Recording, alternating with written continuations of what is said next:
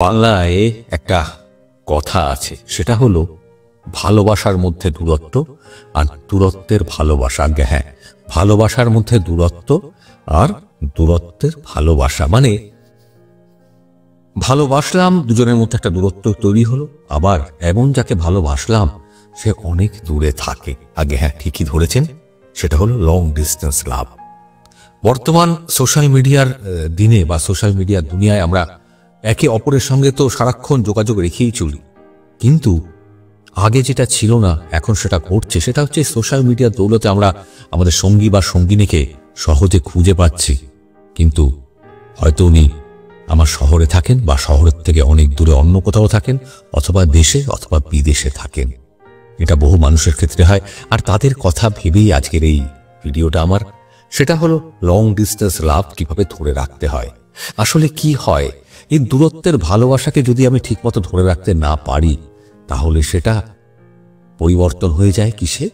ভালোবাসার দূরত্বে। আজকের এই ভিডিওটা খুব ইম্পর্টেন্ট তাদের জন্য যারা লং ডিস্টেন্স লাভের মধ্যে আছেন, বা যার ভালোবাসার মানুষটা শহরের বাইরে বা দেশের বাইরে বা 100 মাইল 1000 মাইল দূরে তিনি আপনার পথ চেয়ে বসে আছেন।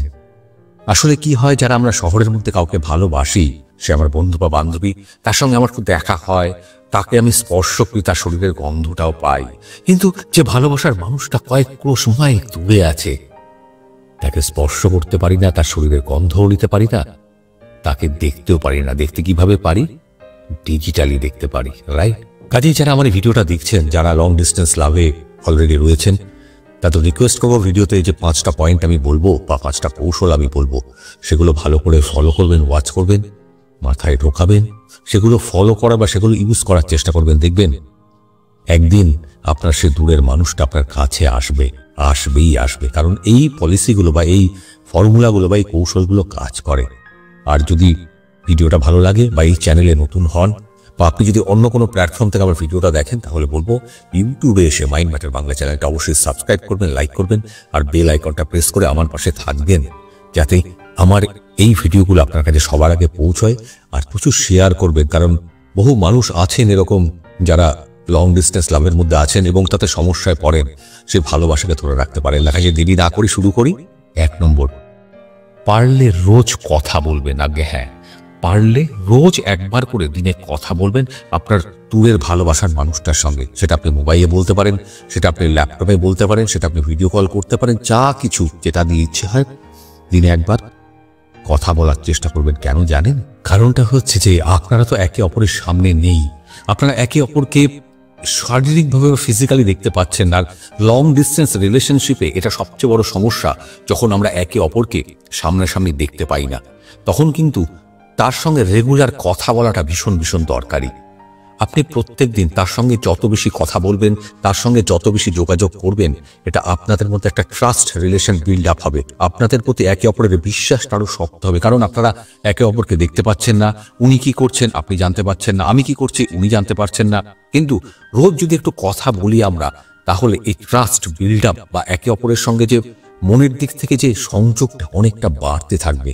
যখনই কথা বলবেন তখন চেষ্টা করবেন এই কথাগুলো শেয়ার করতে, যে আপনি আজকে কি করেছেন, ও কি করেছে, ওর তাকে জিজ্ঞেস করবেন আপনি কোথায় গিয়েছিলেন, কি খেয়েছিলেন, ছোট ছোট জিনিস, যাতে তার মনের মধ্যে এই ফিলিংসটা আসে যে আপনি তার সঙ্গে সারাক্ষণ রয়েছেন, তার কথা সারাক্ষণ ভাবছেন, এবং আপনারা একে অপরকে প্রতি মুহূর্তে মিস করছেন। এটা কিন্তু করতে ভুলবেন না। চেষ্টা করবেন প্রত্যেক দিন একবার হলেও কথা বল, সেটা যেভাবেই হোক, ফোন করে হোক, মেসেজ করে হোক, টেক্সট করে হোক, হোয়াটসঅ্যাপ করে হোক, ভিডিও কল করি হোক।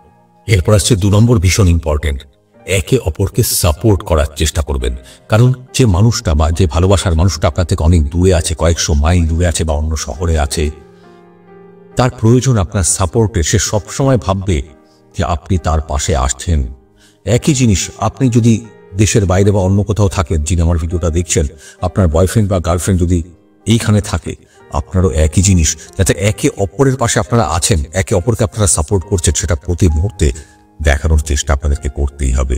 দেখুন, হয়তো আপনারা একে অপরের হাত স্পর্শ করতে পারছেন না, হয়তো একে অপরের গায়ের গন্ধ নিতে পারছেন না, কিন্তু সেটা পূরণ করার জন্য টেক্সট মেসেজ করা, ফোন করে তার পাশে আছি আমি, তোমার পাশে আমি আছি, এটা বলা ভীষণ দরকার।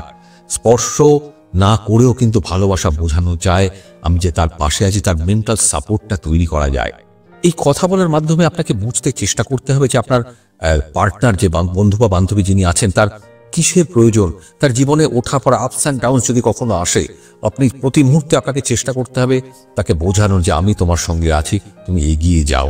যেমন ধরুন এই যে আমি ভিডিওটা যেটা আমি করছি, আমার ভিডিও আপনারা দেখছেন, আমি প্রতি মুহূর্তে আপনাদেরকে উদ্দীপিত করার চেষ্টা করি, আপনাদেরকে মোটিভেট করার চেষ্টা করি।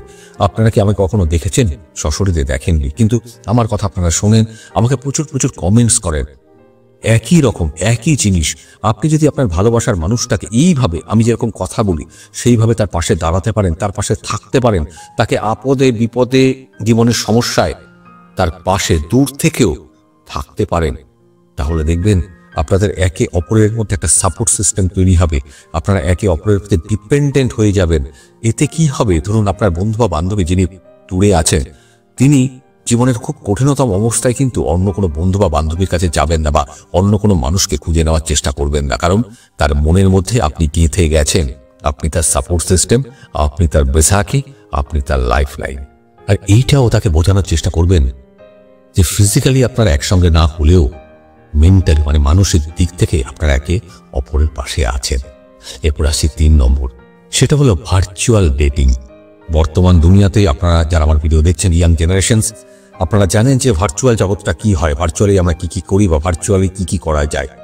ভার্চুয়াল মানে এই যে আমি আপনাদের সঙ্গে কথা বলছি ভিডিওর মাধ্যমে, this is call virtual talking বা ভার্চুয়াল কনসালটেন্সি। মানে আমি আপনাদের সামনে নেই, সশরীরে নেই, কিন্তু আপনারা আমার ছবির মাধ্যমে আমার উপস্থিতিটা অবজার্ভ করছেন, অনুভূত করছেন, আমার শব্দটা আপনাদের কানে পৌঁছচ্ছে। জিনিসটা কি? জিনিসটা কিছুই না।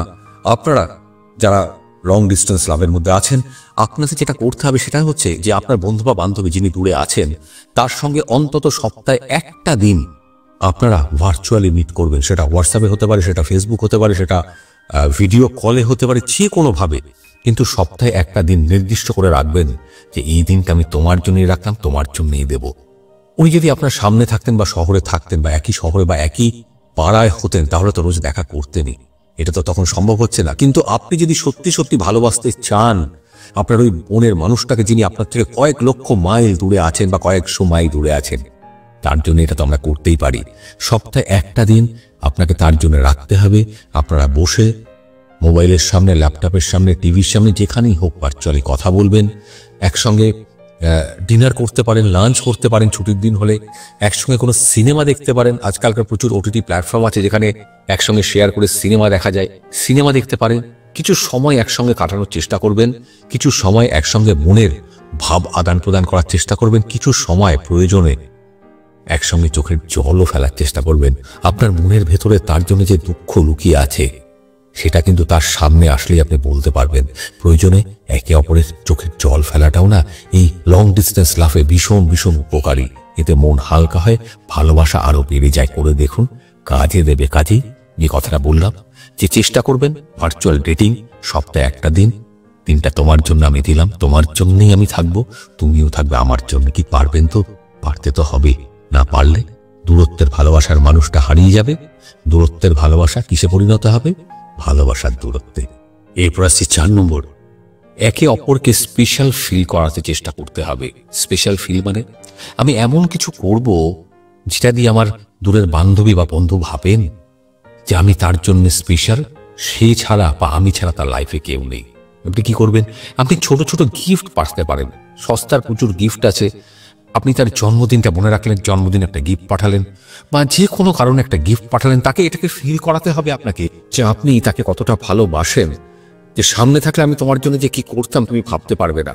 তুমি দূরে আছো, তাই যতটুকু সম্ভব সেটা আমি করছি, তোমার জন্য গিফট পাঠাচ্ছি। আপনি ফুল পাঠাতে পারেন, আপনি হাতে লেখা চিঠি, বর্তমান দুনিয়া তো হাতে লেখা চিঠিটা উঠেই গেছে, আপনি চিঠি লিখে কুরিয়ার করে পাঠাতে পারেন। দেখবেন এর কতটা একটা এফেক্ট।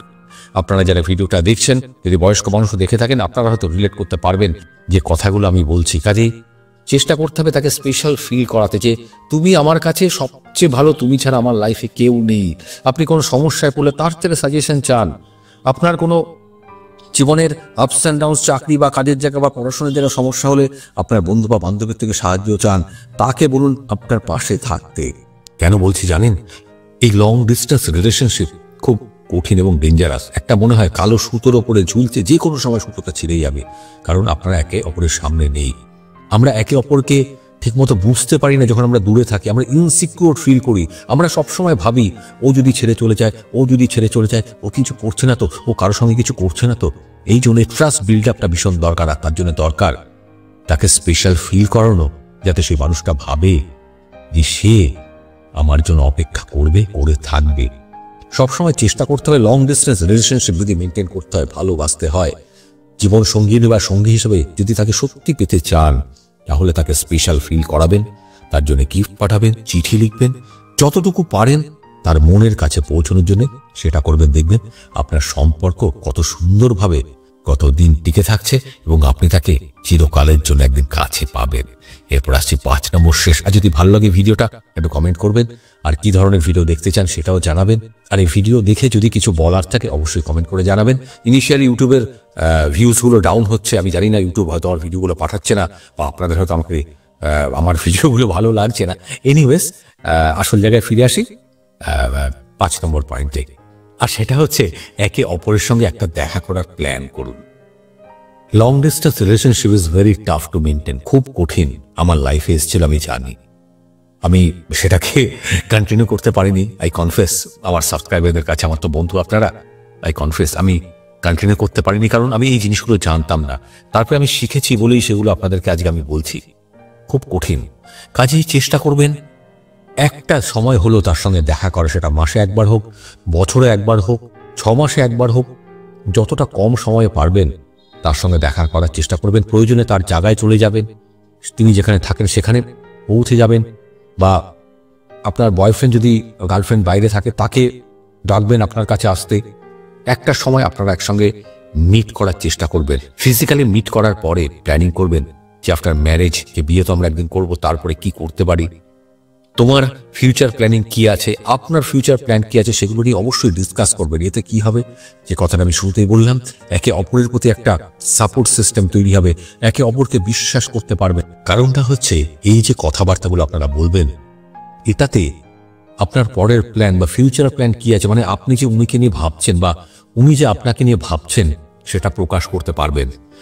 প্রতি মুহূর্তে যখন দেখা হবে এইটাও বলবেন যে আপনি কখন ওনার শহরে যাবেন, বা উনি কখন আপনার শহরে আসতে পারেন, বা একে অপরকে নেক্সট টাইম কখন আমরা মিট করতে পারি। এবং এই যে কবে দেখতে পাবো বা দেখা করব, এই মানসিকতা বা যে মেন্টালিটি আমাদের মধ্যে তৈরি হয়, এতে আমরা ভালো কাজ করতে পারি, আমরা ফিজিক্যালি আরো ফিট থাকতে পারি। কারণ আমার মনের মধ্যে রয়েছে আমার ভালোবাসার মানুষটা, যিনি আমার থেকে বহু দূরে থাকেন, যার জন্য আমি কেয়ার করি, যাকে আমি সত্যি সত্যি ভালোবাসি। আর সেই মানুষটাই বলছে আমরা আবার কবে দেখা করতে পারবো। কাজে সবসময় চেষ্টা করতে হবে আপনাকে, যে কোনো দিনে যখন সুবিধা হবে একবার একে অপরের সঙ্গে শারীরিকভাবে মিট করবেন। শারীরিকভাবে মানে ফিজিক্যালি, নট আদারওয়াইজ, অন্যভাবে নেবেন না। একে অপরকে যেন ছুঁতে পারেন, স্পর্শ করতে পারেন, সেইভাবে একবার দেখা করার চেষ্টা করবেন। অন্য কোনো বাজে কাজে কিন্তু নিজেকে লিপ্ত করবেন না। মাথায় রাখবেন, এই সম্পর্কটা শুধু সম্প্রের সম্পর্ক নয়, এই সম্পর্কটা শুধু মোবাইল ফোনের সম্পর্ক নয়, এই সম্পর্কটা শুধু সোশ্যাল মিডিয়ার সম্পর্ক নয়। যখন একে অপরকে ভালোবেসে ফেলেছেন, যখন একে অপরকে দেখে পছন্দ করে ফেলেছেন, আমরা মানুষ, আমাদের কর্তব্য আমরা যেন কারো ইমোশন নিয়ে না খেলি, আমরা যেন কারো আবেগটা নিয়ে না খেলি, আমরা যেন কাউকে না ঠকাই।